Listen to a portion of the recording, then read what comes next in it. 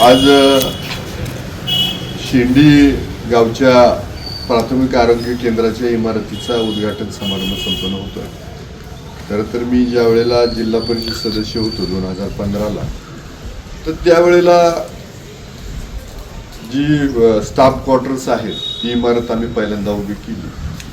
आणि त्यानंतर 2019च्या नंतर मी ज्या वेळेला आमदार झालो, तर त्यावेळेला ह्या इमारतीची प्रशासकीय मान्यता भेटली आणि याचं काम सुरू झालं.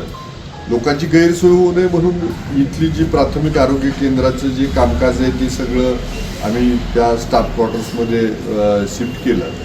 आणि आता बघता बघता एवढी मोठी इमारत उभी राहिली. मधल्या काळात 2022ला आपण याला सुप्रमा घेतली आणि त्याच्यानंतर आता ही 2025मध्ये ही इमारत पूर्णत्वाला जाऊन आपण 26मध्ये लोकार्पण करतोय. आणि आपल्याला माहीत असावं म्हणून 2024लाच याची ग्रामीण रुग्णालय म्हणून मान्यता आपण घेतली आहे.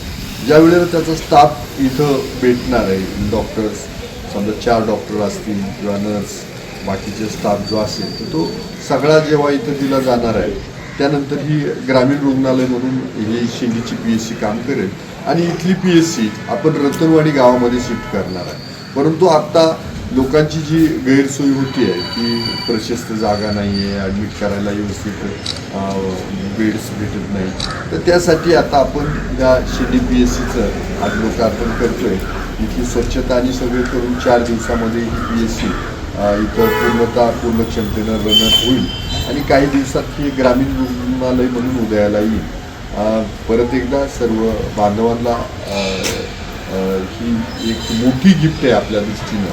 दुसरं आता मी शेंडीचं जसं प्राथमिक आरोग्य केंद्राचं लोकार्पण करतो, तसं घाटघरला पथकाचा दवाखाना तो पण एवढा मोठा बांधलेला आहे, तर त्याचं पण लोकार्पण करणार आहे. म्हणजे आरोग्य सुविधेच्या दृष्टीनं आपलं एक मोठं पाऊल पडते. आणि याच्या आधी मी इथं माझ्या आमदार निधीतून शेंडी PSCला ॲम्ब्युलन्स दिलेली आहे. म्हणजे आपण जर पाहिलं का 2019च्या आधीचा काळ आणि त्याच्यानंतरचा हा बदललेला काळ, हा तुम्हाला खूप मोठा फरक दिसणार आहे. आणि तसंही शेंडी भंडारदरा म्हणजे पर्यटनाची मांदियाळी आहे. लांबून लांबून पर्यटक येत आहेत आणि ऐन इमर्जन्सीच्या काळामध्ये त्याला आरोग्य सेवा भेटावी, तसेच इथल्या बांधवांना, माझ्या माता भगिनींना चांगली आरोग्य सेवा भेटावी, हा यातून प्रयत्न. धन्यवाद.